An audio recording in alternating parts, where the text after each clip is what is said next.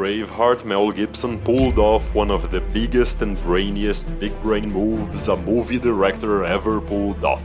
It is such an absolutely brilliant example of a director's storytelling ability. I can barely believe that nobody ever mentioned it until now. It shows a deep level of understanding and control in two areas directors should always have in mind: the visual effect of each shot and audience psychology. Are you teased enough? So hit that subscribe button and let's get started. Is that guy carrying a stick? English soldiers capture William Wallace's wife, Murron. The garrison commander ties her to a pole and slits her throat. Here's the moment.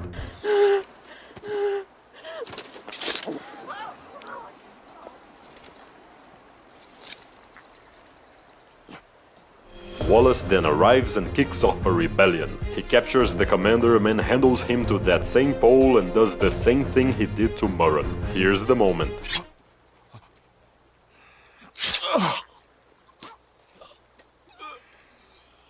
Did you notice the difference? When the innocent woman's throat is cut, Gibson hides it. He places the camera on an extreme close-up of her face and nothing else. But when he cuts the evil bastard's neck, Gibson makes sure we get to see it. Now the question is, why the difference? I believe, my fellow moviegoer, that the answer is because you love violence. It's not personal. We all love violence and Mel Gibson knows it. He knows that you would get so angry at that English dog that you would want to see his throat cut open in all its gory glory. So here you go. On the other hand, Murron's throat slit is supposed to be a sad thing. He wants you to think, "Oh no, she died," and not risk having you think, "Oh no, she died, but that was one sick makeup special effect." When you don't see violence, you simply imagine it. Well, duh, but the point is that your imagination is worse than anything you might actually see and there's no risk you'll enjoy it. Mind this line from Old Boy. 있잖아. 사람은 말이야. 상상력이 있어서 비겁해지는 그래. Not showing violence is a common technique. It achieves three effects. 1. It gets the audience to imagine, which might pack a stronger punch than seeing. 2. It shows sympathy for the character who is saved from being presented in a pitiful position. And 3. It's cheaper. Not showing something saves money, you know. Showing violence can have all sorts of unforeseeable consequences. Directors might want it to be spectacular.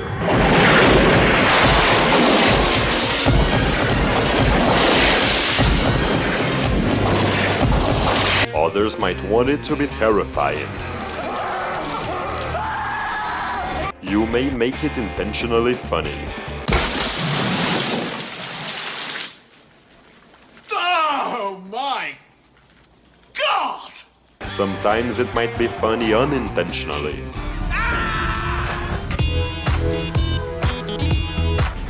You rarely know what the audience will think. That's why Mel Gibson was so brilliant in Braveheart. He knew exactly when to show violence against the enemy as something deserved, and he knew when not to show it against the ones we are supposed to love, outside the battlefield at least. Go stick, go! In theory, violence should be horrible, but what can you do? We love it. Remember that Tarantino interview? Why the need for so much gruesome, graphic violence? Why not let us imagine Because a little it's so of it? much fun, Chan. Get it? I don't really care why people are fascinated by violence, but they are, and I care about how intelligent directors can play with that fascination. God loves violence. We wage war and we burn sacrifices and pillage and plunder and tear at the flesh of our brothers. And why? Because God gave us violence to wage in His honor. Let's talk about Michael Haneke. Internationally revered Austrian author Michael Haneke is something. 1, 2, 3, 1, 2, 3, drink. His excessively cold, laconic style makes for some really boring, uneventful dramas. It works perfectly in the mysterious thriller Cachet, though. That one is a masterpiece. Je t'ai demandé de venir parce que je voulais que tu sois présent.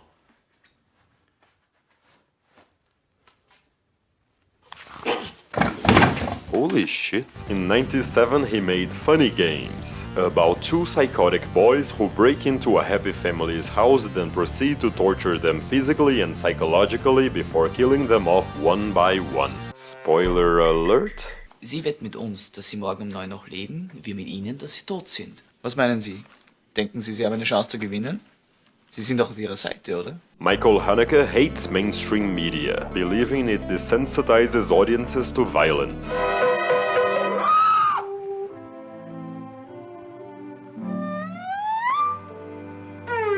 So he made this home invasion thriller completely devoid of catharsis or hope. The good guys die, the villains win.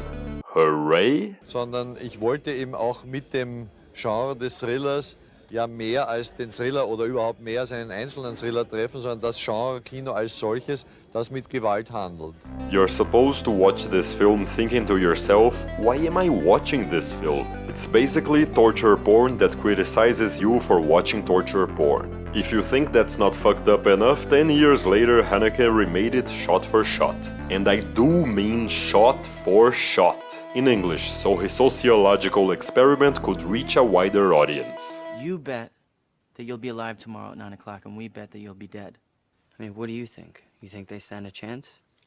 You're on their side, aren't you? He really wanted to lecture us on how much we are all a bunch of sadistic bastards. But I'm not here to talk about how morally contradictory Funny Games is. I'm here to talk about how masterfully it plays with audience psychology. The villains perform 5 major acts of violence in the plot. They kill the dog with a golf club, they break the father's leg with the golf club, they kill the boy with a shotgun, they kill the father with the shotgun, and they drown the mother. Ciao, Bella.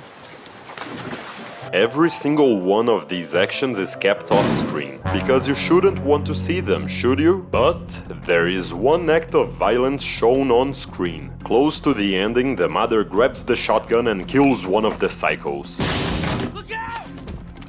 This is the only liberating moment in the whole movie. It's the only part that makes you think there's a chance the bad guys might lose. You cheer at the sight of that killing. Eat lead, you evil son of a bitch! Yeah! You see what the director did there? In der Szene, wo Susie Lothar den einen Bösewicht erschießt, haben die Leute applaudiert. Ne? Also das ist genau das, darum ging es auch zu zeigen. Ich muss nur genügend Gründe liefern, dass ich einverstanden bin, dass jemand liquidiert wird.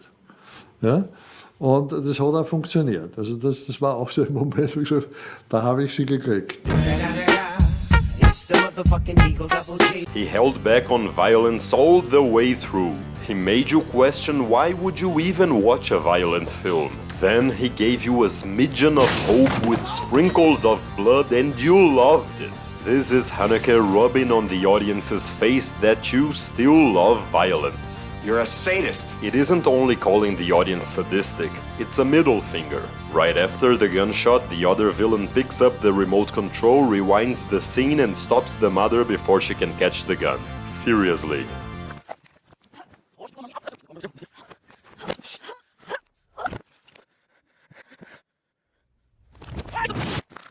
What? You thought the film was gonna have a single moment of joy? Nope. And Haneke doesn't accuse you of being only sadistic. Come on, he made an audience torture chamber twice. You know he hates you more than that. He also calls you a pervert. There's a scene when the killers force the mother to strip naked. She complies and here's how Haneke shoots her.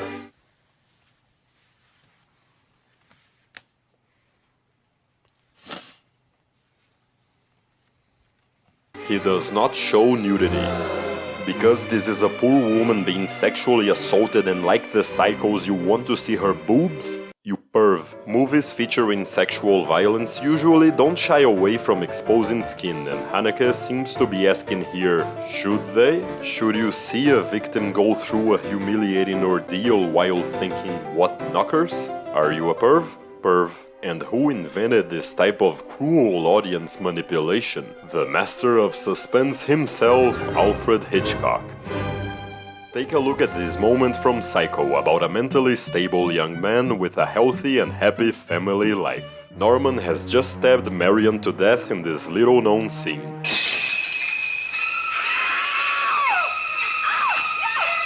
Mind how the stabs are never seen. You literally couldn't show it in 1960, but the fast cuts make sure you imagine the violence. Anyway, Norman takes Marion's body and stuffs them into her car and dumps it in a swamp. As the car slowly sinks, we keep cutting to Norman's impatient face. Then it stops. I ask you this. When the car stops, do you think, "Good, I hope the police finds the car and arrests that murdering maniac"? Or do you think, "Oh shit, what's he gonna do to get rid of the evidence now?" Then the car gets back to sinking and you breathe a sigh of relief because you're on the murderer's side.